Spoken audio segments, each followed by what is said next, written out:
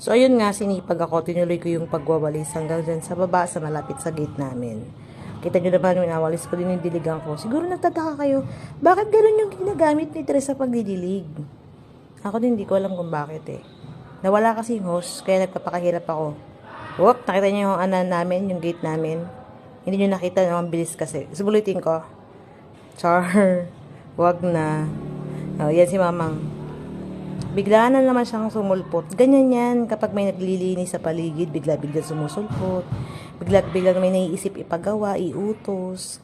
Yan, dami na naman niya naisip. Yan, kaya talaga nakakatakot talaga maglinis sa compound namin eh. Kasi makikita ka ng nanay mo, uutusan ka.